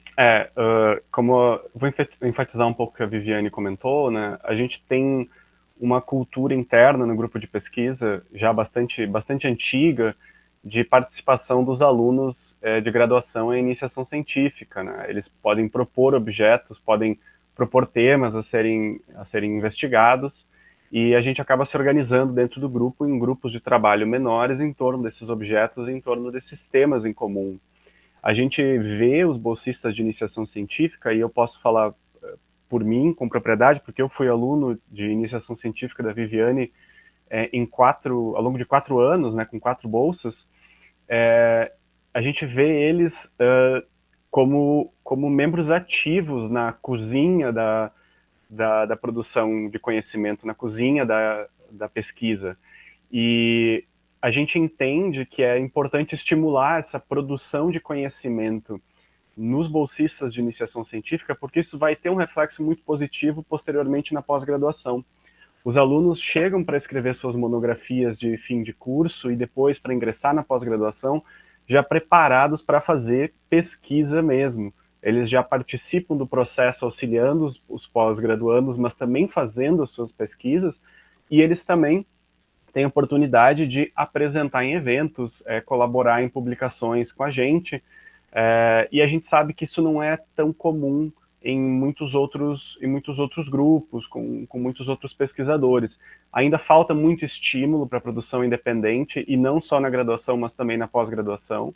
Então é algo que a gente gosta de estimular, e também existe pouco reconhecimento ao trabalho dos bolsistas de iniciação científica e pouca reflexão sobre a iniciação científica na pesquisa em comunicação em si. A gente tenta reconhecer o máximo que a gente pode esse trabalho que é tão importante para a gente, que é um trabalho de base, que é um trabalho que, por um lado, está nos poupando tempo e nos colocando na boca do gol para partir para a análise. Então é um trabalho fundamental, é um trabalho de base sem o qual a gente não conseguiria fazer pesquisa hoje dentro do grupo de pesquisa. Então é muito importante. E a gente considera essa atuação deles fundamental. E no caso dessa investigação, o Thomas, a Heloísa e o Lucas, né, estão sendo fundamentais nas etapas em que a gente está agora, né. A gente conduz essa investigação a partir de um efeito bola de neve como método, como descrito pelo Becker. A gente coloca a survey para ser aplicada para os nossos membros do grupo de pesquisa, que vão atuar como colaboradores, e essa survey ela é então replicada por eles com outras pessoas do círculo afetivo desses nossos membros, né? São os pais, os avós, amigos, namorados, conhecidos, e a gente acaba utilizando a bola de neve como método de investigação para aplicação. A vantagem disso, no nosso caso, foi que a gente teve uma coleta, embora enxuta, com um bom número de pessoas de diferentes faixas etárias, com diferentes escolaridades e diferentes estratos socioeconômicos também. Um aspecto que é importante destacar é que as nossas primeiras tentativas de fazer, ou como o grupo de Santiago, da Maria Clara e da Vitória fizeram, né? Atrelar uma disciplina, né? No final do primeiro semestre, em julho, não funcionou. Então, assim, com o grupo que eu estava, não funcionou. Meio que o que o professor José Luiz Braga fala dessas decisões metodológicas que elas vão sendo tomadas à medida que a gente vai pesquisando. E daí eu comecei a reunir, né, com o Eduardo, e aí trocar ideias com o Santiago também, e reunir o próprio grupo, né, pensar, tá, mas a gente precisa dar conta dessa pesquisa, é uma parceria importante, não só um compromisso que eu tinha assumido com o professor Santiago, mas, sobretudo, um aprendizado do próprio grupo. Então, a gente começou a pensar que outras estratégias a gente poderia tomar, já que naquela disciplina não tinha dado certo com os alunos que eu estava na graduação, também o fato de que a gente divulgar em grupos, né, tanto dos nossos grupos de curso, departamento, resultou em muito poucas respostas. Então, era assim, 5 respostas. E depois, quando a gente começou a olhar os formulários aplicados aos humanos, a gente viu justamente esses índices de utilização de inteligência artificial nesses primeiros que foram aplicados. Ou seja, algumas pessoas que participaram lá no início, sem a gente saber quem eram essas pessoas, usaram inteligência artificial para produzir seus textos. Então, a gente começou a repensar. Nesse repensar foi reunir o grupo de pesquisa, né? Nós temos, além dos alunos bolsistas, né? Então, é meio que, assim, obrigação pela colaboração, né? Os alunos de iniciação científica e os bolsistas de mestrado e doutorado buscarem nos seus vínculos, né? Então, como, por exemplo, eu tenho um projeto de extensão, que somos 20 alunos, e também eu tenho alunos de monografia de conclusão de curso, que somos 8. Aí, então, a gente foi agregando essas pessoas e mostrando a importância e também a experiência. Eu acho que tu pode passar, Edu. Não sei se tu quer comentar alguma coisa. E além dessa questão de a gente trazer esses vínculos, né, bola de neve, eu fiz uma nova tentativa numa outra disciplina. A disciplina, como ela era de teorias da comunicação, e dentro do programa de teorias da comunicação, há aulas que a gente discute plataformização, discute preconceitos algoritmos, dos algoritmos, então a gente pensou, não, nessa disciplina a gente vai tentar. E aí nós tentamos e conseguimos, né? Então foram 25 alunos que participaram, e foi na primeira aula, foi meio que um cartão, uma boas-vindas à disciplina. Aqui nós vamos discutir, entre as teorias da comunicação, também a questão hoje da plataformização e dos vieses algoritmos. Então, os alunos na primeira aula responderam, passou praticamente todo o semestre, umas 12 aulas, até que na penúltima semana, há 2 semanas atrás, reuni grupos, né, pequenos grupos dentro da turma, e eles tinham que responder perguntas específicas sobre invisibilidade, sobre visibilidade, sobre os critérios de recomendação. A base era o texto do Gillespie. Então, a partir daquele texto, eles tinham que responder questões, debater em grupo e depois problematizar. Nós ficamos problematizando praticamente durante 3 horas, numa manhã, e além disso, na semana passada, vou usar um exemplo de um aluno aqui, coloquei uma questão na prova, porque a gente faz prova sem consulta, aqui também era uma atividade sem consulta. Então, a gente fez prova, E aí os alunos responderam, alguns alunos com uma questão, a questão era muito simples, era simples, mas complexa, né? De que forma que a pessoa via a incidência no nosso cotidiano, nas nossas individualidades e coletividades, dos algoritmos. E aí eles responderam, tem alunos que responderam 50 linhas, tem alunos que responderam 30 linhas, mas é muito interessante que eu estou justamente na fase de olhar nessa prova que eu tenho que devolver para eles nessa semana e ver como que essa reflexão que eles trouxeram para o que significa produzir um texto com IA e o que significa produzir um texto a partir de uma reflexão própria. Então, o grande desafio na pesquisa foi justamente contar e confiar nas pessoas para que elas não usassem IA. Né, no nosso formulário, seguindo os critérios do comitê de ética, dos comitês de ética no Brasil, a gente colocou um cabeçalho explicando, nesse termo de livre consentimento, a impossibilidade de uso de IA, e a pessoa, se usasse IA, ela tinha que voltar atrás. Então, muitas pessoas me disseram, eu não tenho condições de escrever, porque eu preciso usar IA. Muitas pessoas disseram, eu sou viciada em IA e não vou conseguir escrever uma frase que não seja usando inteligência artificial. Então, por isso que a gente teve que ir mudando as nossas estratégias metodológicas ao longo do caminho, e nesses alunos, esses 25 alunos em sala de aula, eles eram proibidos de usar qualquer ferramenta que não fosse o computador e a escrita. Então, alguns alunos, por exemplo, relataram, posso usar fone de ouvido porque eu não consigo me concentrar e escrever, porque eu vou precisar do chat GPT para escrever para mim. Então, foram muito claros e muito sinceros ao dizer da dificuldade de escrever sem usar a inteligência artificial. E aí foi interessante que, na avaliação, nesse momento, dessa foto que está mostrando eles reunidos, isso voltou à tona, né? Até uma reflexão da parte deles no seguinte sentido, muitas vezes eu não preciso usar inteligência artificial, mas eu estou usando inteligência artificial desde o momento que eu acordo até o momento que eu vou dormir. E também essa não percepção do quanto frágil são a nossa vida se torna, o nosso cotidiano se torna em função desses sistemas de recomendação, em função de todo o processo dos algoritmos e dos processos de plataformização. Então, isso foi muito produtivo, né? A gente quer escrever sobre isso também no artigo que depois vai para o livro do Ciseco, porque a gente acabou trabalhando em várias frentes para conseguir atingir o que a gente conseguiu lá, 120 respostas de humanos, sendo que até agora a gente identificou a utilização de inteligência artificial em 3, no máximo. Né? Então, assim, a gente considera que a gente teve um índice muito positivo, especialmente por conta da bola de neve e das várias estratégias que a gente foi tomando ao longo do caminho. Ali na foto, o Eduardo coordenando ali a discussão. Então, esse nosso diário de campo trazia também essa percepção, porque cada uma dessas pessoas acabava utilizando o fim de semana para ficar ao lado dos pais, dos avós, e vamos conversar sobre essas questões.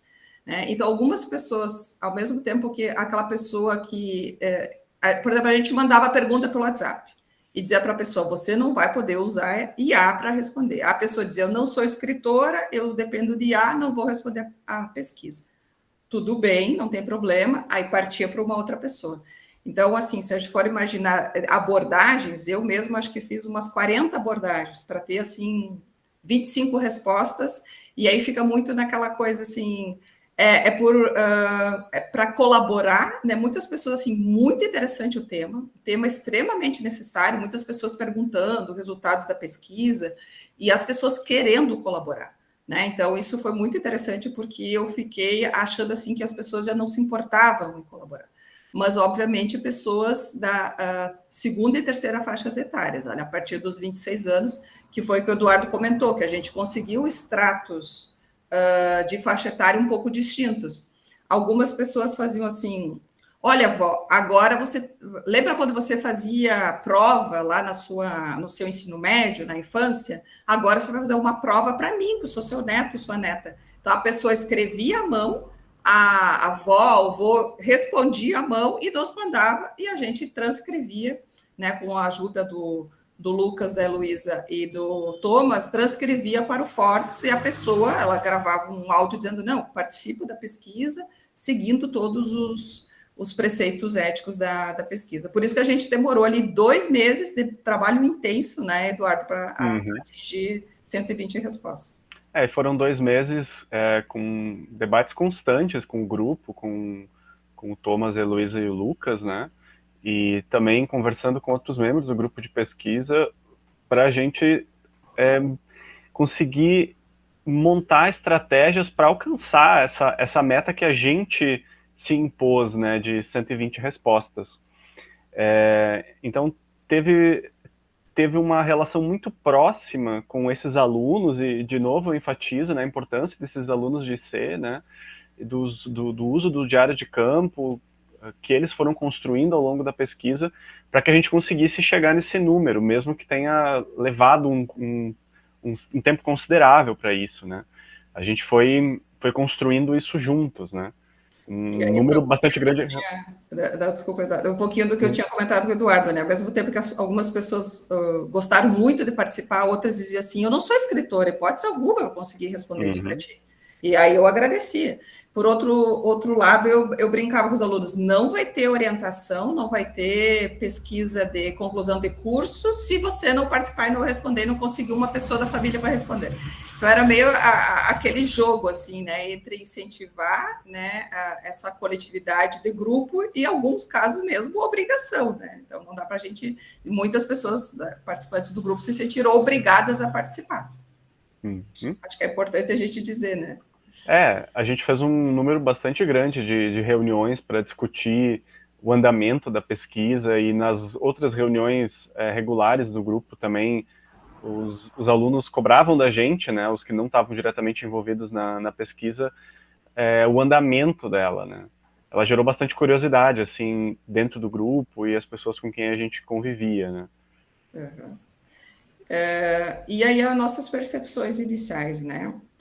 Pelo questionário, ele é uma pesquisa longa, né, não é uma pesquisa que a gente achou assim, as pessoas vão ter 30 minutos para responder.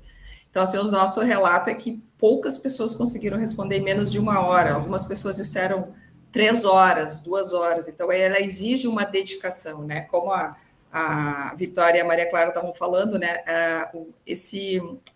O prompt, né? Ele exigia uma formulação complexa, né? Então, não era qualquer formulação. E aí a gente foi percebendo também as dificuldades entre as primeiras respostas e as últimas respostas. As últimas respostas já eram mais curtas, dava para ver que teve um cansaço ali ao longo do caminho, né? E até um pouquinho menos completas também que as primeiras respostas. E uma dificuldade que a gente percebeu também é diferenciar os gêneros notícia e o relato autobiográfico, porque os primeiros era a mesma lógica ali, escreva, e aí depois os parágrafos, e depois era uma notícia. Então, muitas pessoas não fizeram em formato de notícia.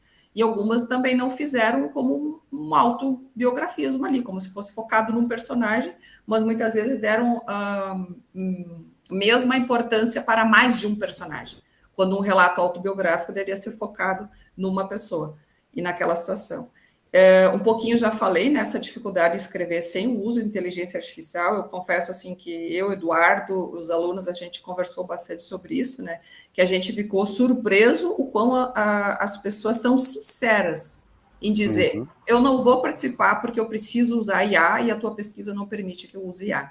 Então, me parece que a pesquisa que o Santiago está propondo, está coordenando, né, que surgiu desse nosso diálogo, ela é extremamente importante, porque também a gente deve pensar em que medida que aquilo que está sendo gerado enquanto produção científica, produção de conhecimento, é realmente feito por humanos ou ali há uma incidência muito forte de atores não humanos.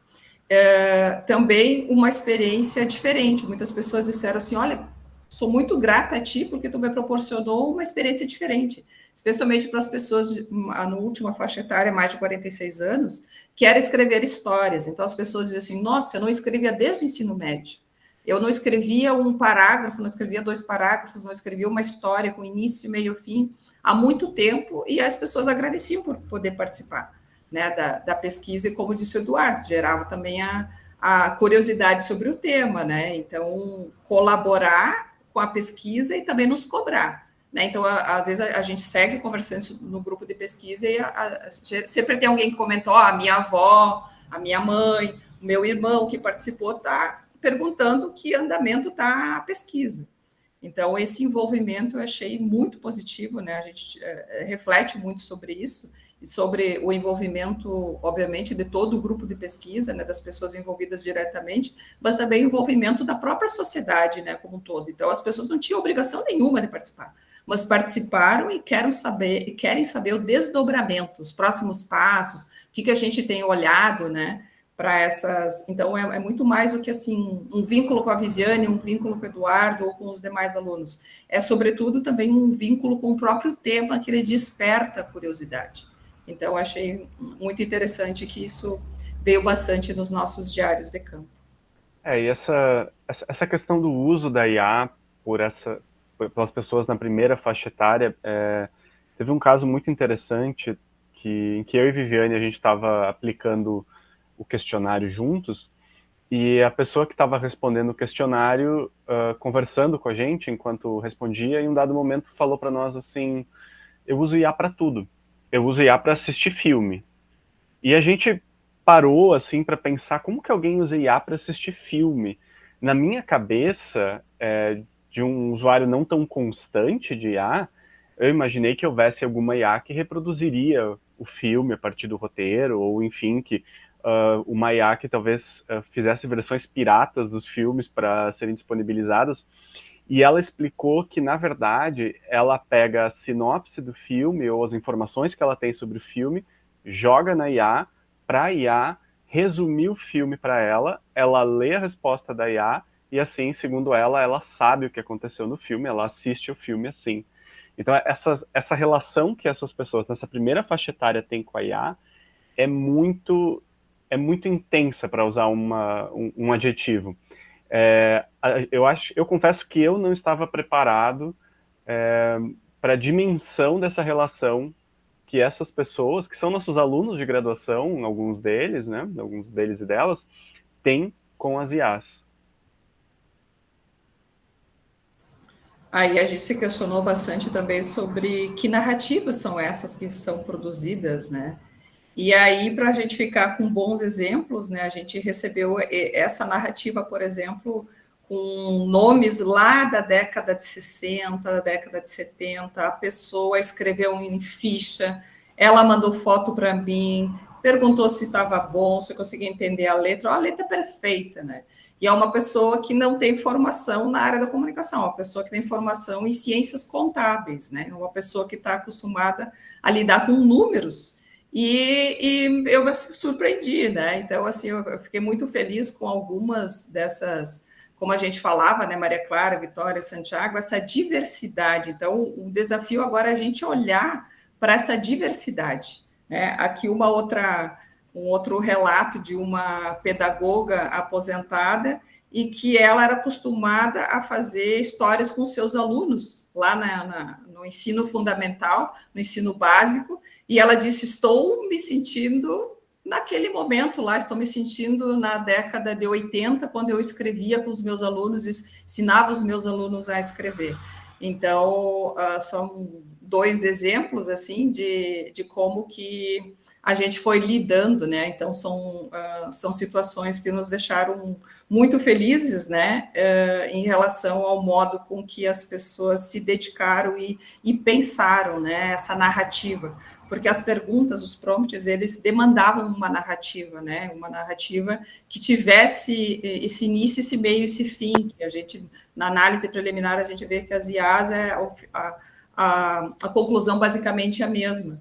E aqui nos humanos a gente tem uma diversidade muito grande, né? Que fez com que também a gente propusesse aquilo que o Fernandes coloca ali quando a gente vai organizar as planilhas, né? De ter aquela aba observações, né? Então a gente colocou muitas observações na nossa aba observações, né? Eu falava com o Santiago também sobre isso, com a Maria Clara, né?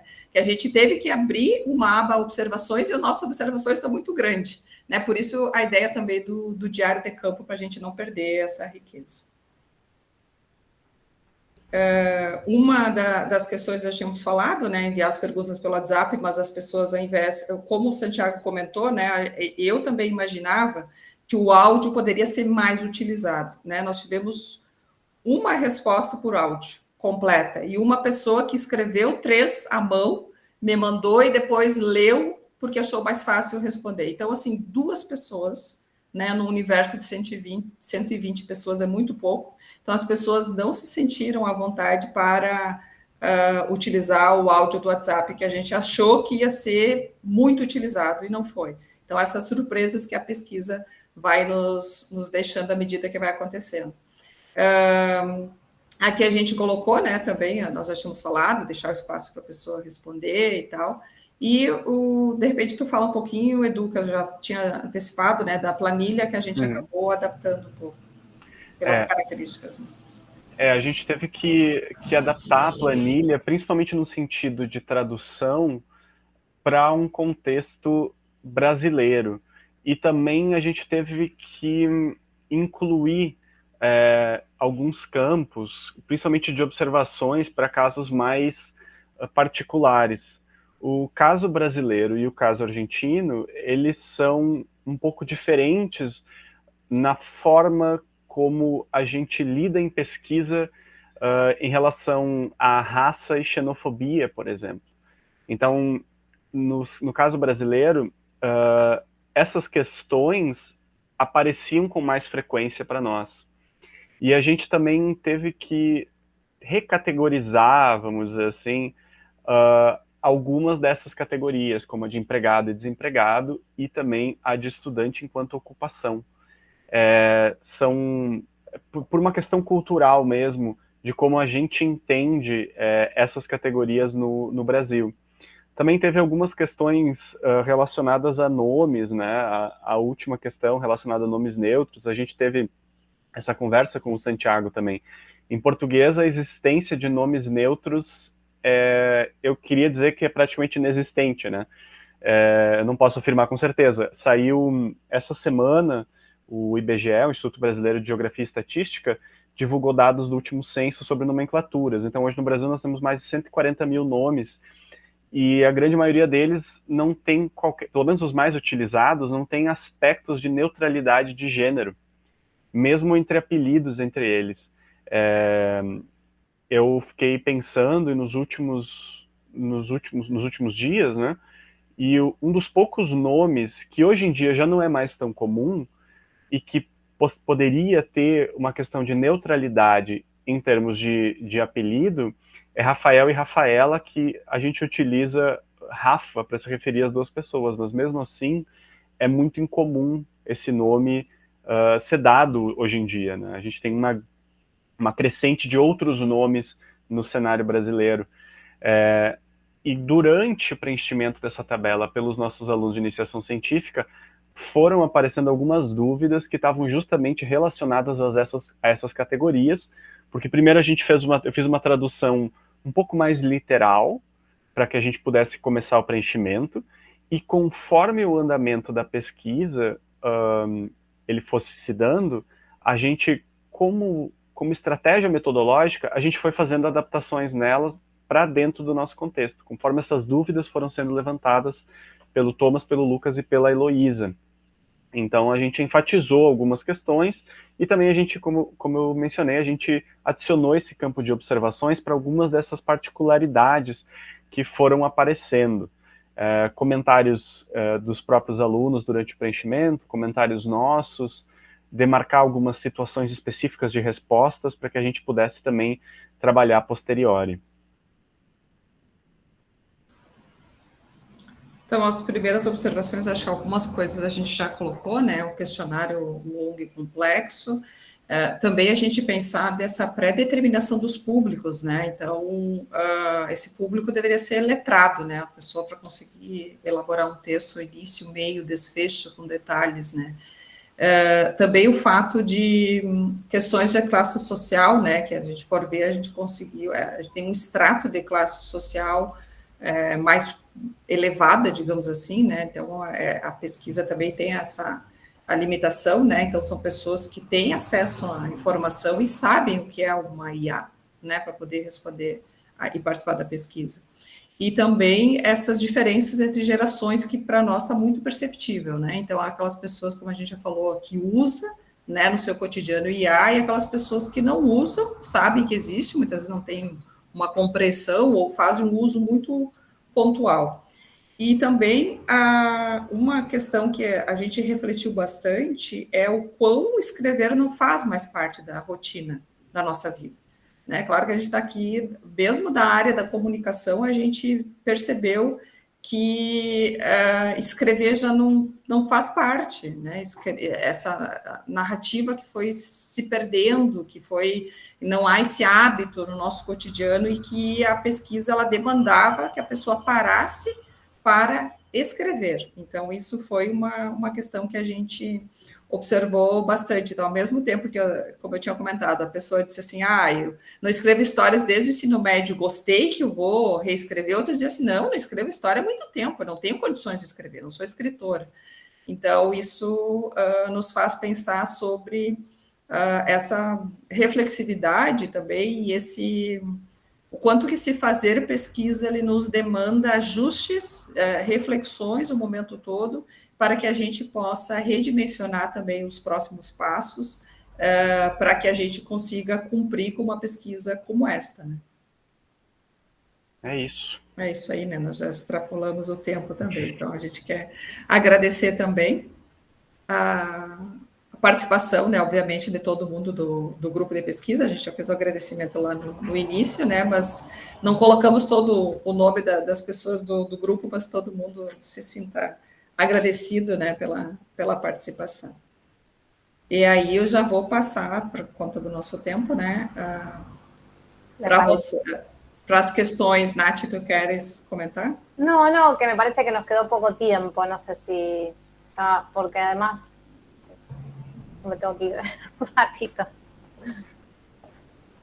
Eu acredito que alguma questão pontual a gente possa, talvez... Yo digo dos cosas cortitas. La primera, que es muy impresionante el efecto de diálogo continuo que vienen teniendo nuestras presentaciones en conjunto. Me parece que todo lo que presentó el equipo de Natalia son como avances de cosas que discutimos en julio, y eso siempre es muy interesante. Hay algo con el tema de la presentación de los resultados que a mí me parece, por un lado, fascinante, ¿no? Todos los grafos que se pueden hacer a partir de Python y sus derivados, ¿no? Eso es como un mundo fascinante. Y por otro lado es un quilombo, ¿no? También habría que discutir cuánto tenés que traducir para que eso sea operativo en las discusiones. No sé, digo, me parece que es un tema de discusión que es muy bueno. Insisto, me encantó muchísimo lo que hicieron. O sea, es solo en términos de elogio que lo digo. La otra, como una cuestión de contexto, y que marca ciertas diferencias de por qué a nosotros nos aparecieron por ahí problemas que al equipo de Natalia no. No es lo mismo investigar adentro del contexto de la burocracia universitaria que lo que hicimos nosotros, que fue, ¿y qué onda? Que lo fuimos armando y articulando, y ahí es donde, por la propia velocidad del trabajo, te das cuenta de todos los problemas que vas teniendo, ¿no? Que trabajamos con otros tiempos, más que nada para ver si llegábamos a contestarle en menos de un año a Gillespie. Pero que eso es todo un tema. Todo lo que nos aparece es porque todo lo que es discusión previa no lo tuvimos. Pero, ojo, retomo dos de las cosas que mencionaste, Santi. Una, voy con la última. Ojo que si hay algo que sorteamos en nuestro equipo fue la burocracia universitaria, porque de hecho creo que, digamos, nos juega bastante a favor porque la sorteamos básicamente. Nuestro equipo articula diferentes instituciones universitarias y por el lugar en el que cada uno está ha podido sortearlas. O sea, la verdad que la burocracia diría que casi es... y yo lo decía en el sentido de que ustedes lo vienen trabajando hace 2 años. Sí, claro, pero porque tiene otra envergadura el proyecto. Nosotros, de hecho, lo que presentamos no son... No sé si por ahí quedó claro, pero no son resultados propiamente dichos, sino son en realidad resultados de la aplicación de una estrategia que en la que empleamos clustering, que no es más que un momento del proceso heurístico más general que nos permite, por ejemplo, entre otras cosas, construir hipótesis de trabajo que tenemos que luego seguir poniendo a prueba, digamos, podríamos decir, en instancias inductivas, digamos, y que es lo que nos proponemos hacer articulando otras estrategias de aproximación. Un poco porque como que tenemos dos objetivos. Uno que tiene que ver con producir conocimiento sobre el problema de investigación que construimos, que tiene que ver con la plataformización del discurso sobre lo público común en torno al caso de narcoterrorismo Rosario, que el caso es anecdótico, o sea, tiene carácter instrumental.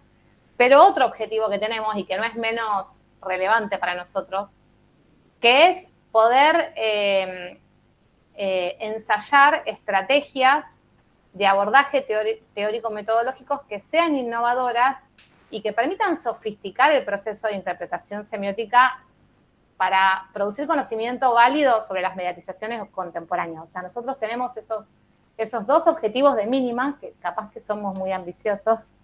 No, pero lo están haciendo, eso les decía, eso me parece fascinante, me parece que van por un camino que es el camino, sí. Por ahí no solo, yo estaba elogiando, No, pero me quedé pensando en el tema de la burocracia, porque suele ser algo que me cuesta pensarlo. Lo decía en términos que vos de tenés estructura de como tiene Viviane, que tiene estructura de becarios, estructura de gente que se puede ir haciendo cosas y tenés el marco de que eso está presentado en algún lugar. Claro, pero lo que decía es que nos juega a favor, porque nosotros no contamos la cocina, no les contamos la cocina, pero por ejemplo, en el caso de Francisco, en su incorporación al proyecto, la burocracia, cuando digo que nos jugó a favor, es porque, por ejemplo, Francisco ingresó a nuestro proyecto en un principio como pasante, porque dentro de su desempeño de formación en la Tecnicatura en Inteligencia Artificial, él tenía como obligación, o sea, por eso digo que ahí la burocracia nos jugó a favor. Si meto la pata en lo que explico, Francisco, corregime. Él tenía como una obligación en su formación cumplir X cantidad de horas como pasantía. Y por un contacto que pudimos establecer con quien coordina la carrera de la Tecnicatura de Inteligencia Artificial, que depende de la Facultad de Ciencias Exactas de la UNR, no de la Facultad de Ciencias Políticas, por supuesto. Entonces, bueno, ahí Francisco se incorporó inicialmente como pasante y después lo integramos formalmente al equipo, ahora ya cerró su pasantía y sigue trabajando con nosotros. Pero es como, lo aclaraba porque al menos a mí me sonaba así como la cosa burocrática más obturante, que en realidad lo que fue promotora de lo que hacemos. No, yo le decía en el sentido de que está el laburo de ustedes está contenido en una estructura. Nosotros estamos armando la estructura de trabajo en el camino. Eso era lo único que decían. Y eran elogios. No sé. Parecía que te defendiste. Pero yo te estava elogiando. Natália, eu ia perguntar para vocês se em algum momento vocês conseguem identificar textos noticiosos, os portais de notícia que foram produzidos a partir de inteligência artificial, né, por alguns formatos, talvez seja possível verificar, e especialmente os comentários, se há ali alguns indícios de que talvez esses comentários tenham sido produzidos por atores não humanos. Esa es una pregunta para Pancho, me parece. ¿Se entendió? Sí, creo que entendí. No hicimos ninguna, no estudiamos el corpus desde esa perspectiva. Si algo de los textos, ya sea de los portales o los comentarios, fueron bots, es algo que nos excede, pero porque no andamos en el tema, no lo planteamos como posibilidad de trabajo. Tampoco, la verdad, tendríamos que, para diseñar algo así, tendríamos que tratar de identificar de qué manera serían producidos textos, o tendrían colaboración de IA algunos textos en portales y identificarlos, o bots. Sí, lo que encontramos y los eliminamos eran muchos en los comentarios mucha publicidad. Eso sí encontramos. Y eso sí sabemos que es automática porque aparece. Y eso lo pudimos detectar y eliminar porque eran automáticas. Y uno la notaba porque tenían palabras en inglés u otras cosas. Claro, todo el proceso de limpieza de los distintos corpus, porque esto sobre lo que trabajamos hoy es solamente uno de los 5 corpus. La limpieza la hicimos en gran medida de modo artesanal. También en algunos momentos utilizamos algunas estrategias automatizadas, acá en Portales y en los otros también, pero llegó un punto que hubo alguna dimensión que poner el ojo, a ojo desnudo. En algún punto hubo que hacer eso.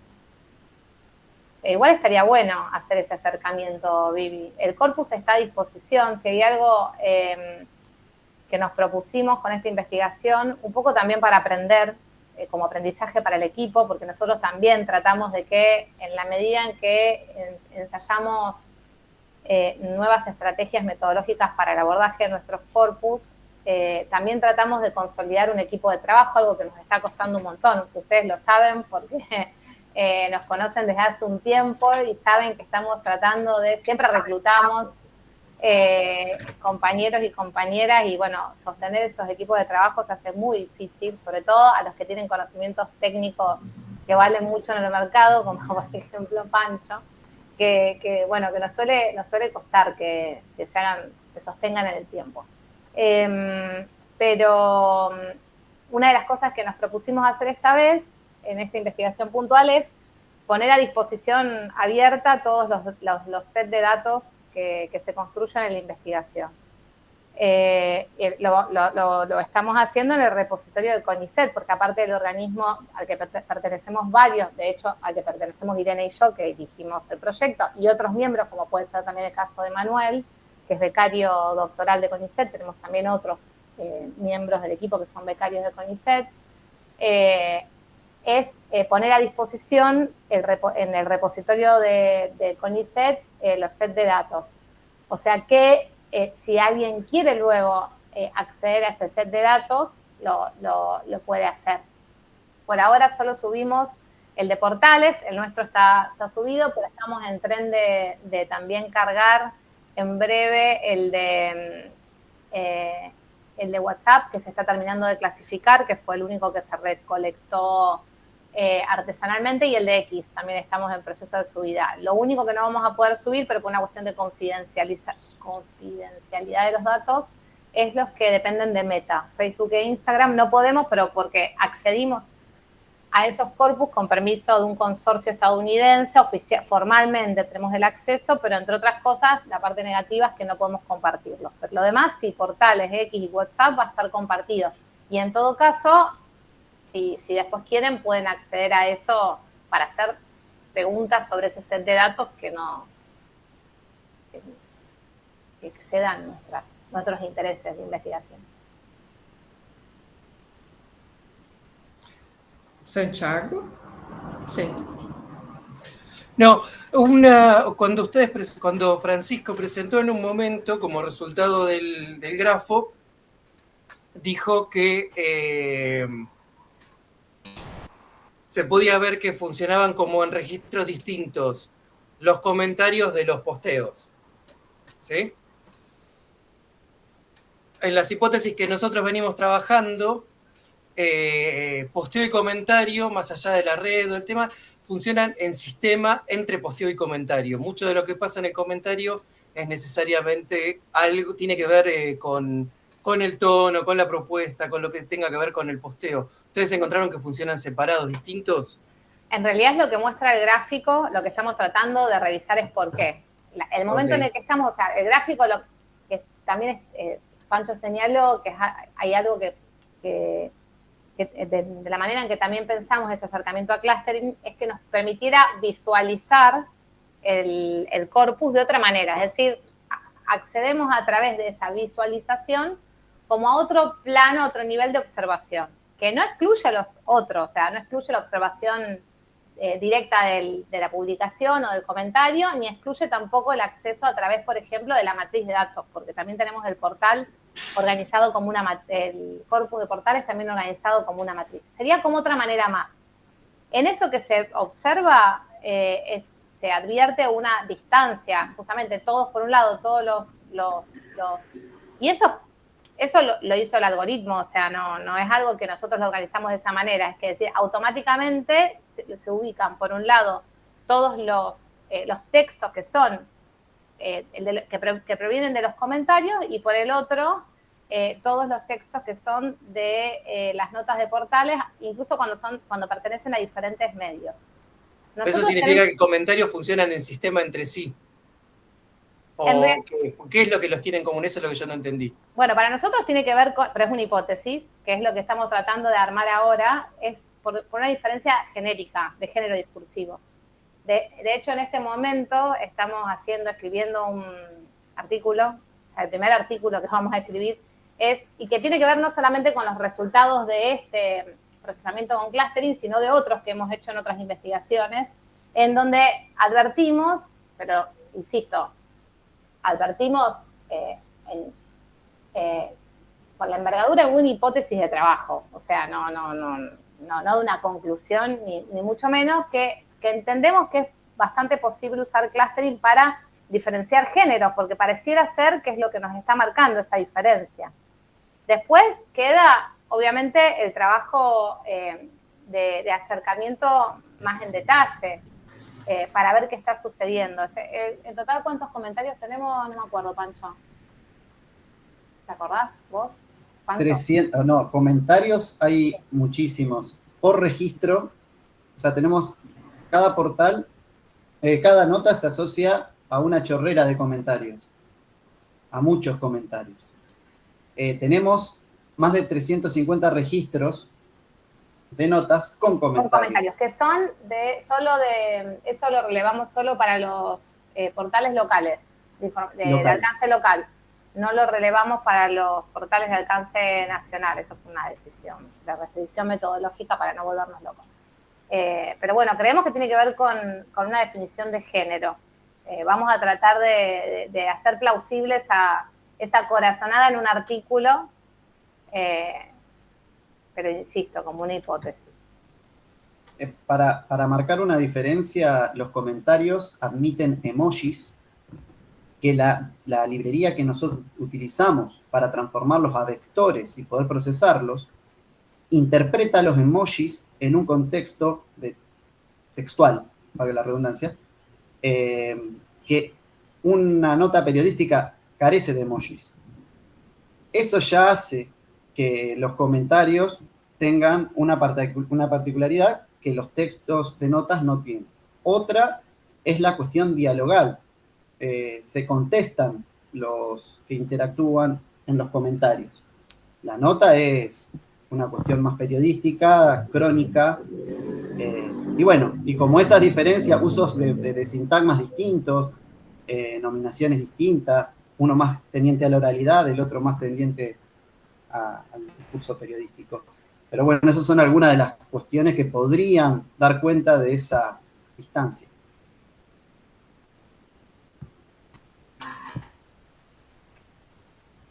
Árduo trabalho pela frente para todas as equipes, né? Como sempre. Então, eu acho que... No sé si alguien tiene más alguna cuestión, mas acredito. Yo quería resaltar de haberlos escuchado a ustedes, que bueno, que evidentemente estamos todos como en un momento medio de experimentación, ¿no? Que me parece lo más valioso para resaltar, ¿no? Que estamos, primero, resaltar que acá nos estamos congregando equipos, y eso ya me parece toda una cuestión de política académica. Vos señalaste, Vivi, al comienzo, que el resto, o que la gran mayoría de las mesas, comprendía exposiciones individuales, y que la nuestra, como dato singular, eran 3 equipos de trabajo colaborando y compartiendo sus experiencias de investigación. Y yo quisiera resaltar esa cualidad, porque me parece valiosa. Yo sí creo que si vamos a sobrevivir al intento de producir conocimiento sobre la circulación de sentido en torno a plataformas, va a ser el equipo. O sea, no encuentro la manera de que sea viable hacerlo de otra manera.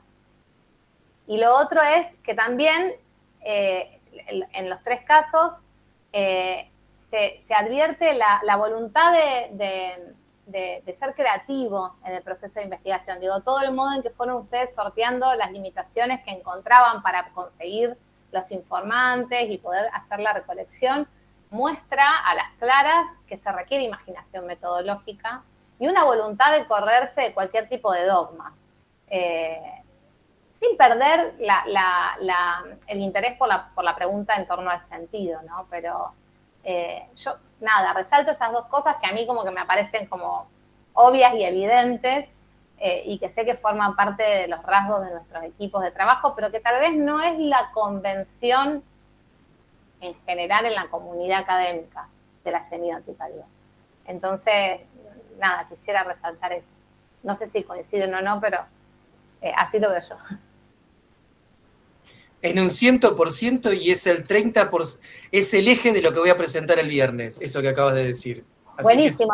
Que además, justamente, la pregunta del coloquio, de paso a paso el chivo, que lamentablemente no se va a transmitir virtual, pero si no va a ser presencial, que este año la pregunta del coloquio de STEAM, que siempre ha establecido relaciones fecundas con CISECO, tiene que ver con cómo investigamos hoy en ciencias sociales, ¿no? Cómo producimos investigación en ciencias sociales. Para mí es como una gran pregunta, al menos acá en Argentina, que estamos viviendo un momento durísimo para la ciencia en general y para las ciencias sociales en particular. Esa pregunta es fundamental.